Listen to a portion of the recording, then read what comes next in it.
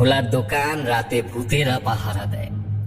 গদাই যেই না দোকানের কাছে পৌঁছেছে, ছায়ামাসি আর কবন্ধ তাকে দেখতে পেল।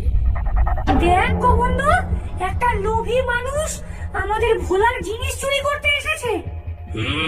দাঁড়াও, আমি ওকে এমন ভয় দেখাবো যে ও আর কোনোদিনও এদিকে আসবে না। ছায়ামাসি তার মায়া বিস্তার করল। গদাই দেখলো মাটি পুড়ে শত শত কঙ্কালের হাত বেরিয়ে এসেছে তার পা ধরার জন্য, এগিয়ে আসছে। ঠিক তখনই কবন্ধ তার পেছন থেকে এক ভয়ঙ্কর ঘড়ঘড়ে আওয়াজ করলো।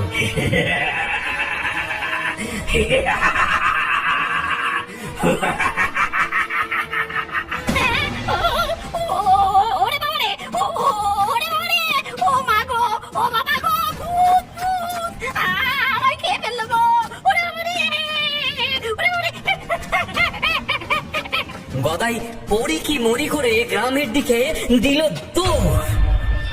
সে রাতে তার গায়ে কাঁপুনি দিয়ে জ্বর এলো। ভয় পেলেও গদাইয়ের লোভ কিন্তু কমেনি। সে বুঝলো মশলা চুরি করা যাবে না, মশলার উৎস খুঁজে বের করতে হবে। সে পরদিন ভোরবেলা থেকে ভোলার উপর নজর রাখতে শুরু করল।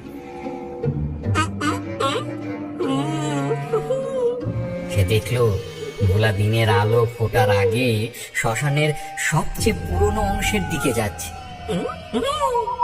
যেখানে যেখানে ভয়ে কেউ যায় না। গদাই কোথায় লুকিয়ে লুকিয়ে তার পিছু নিল।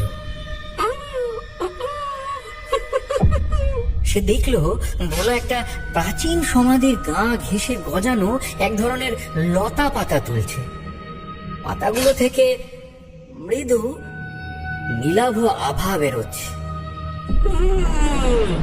এই তাহলে সেই জাদুলতা। যাক, এবার আমাকে আর পায় কে? আমিও এই লতা তুলে নিয়ে যাব।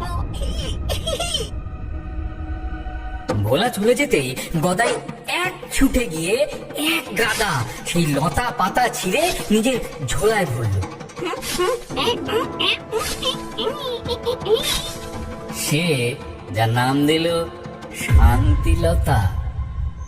সেই রাতে এক অদ্ভুত দৃশ্য দেখা গেল। ভোলার দোকানের পাশেই গদাই একটা নতুন চকচকে দোকান খুলে বসেছে। তার ডেচকি থেকেও ঘুগনির গন্ধ বেরোচ্ছে। চলে আসুন, চলে আসুন, আসুন আসুন আসুন।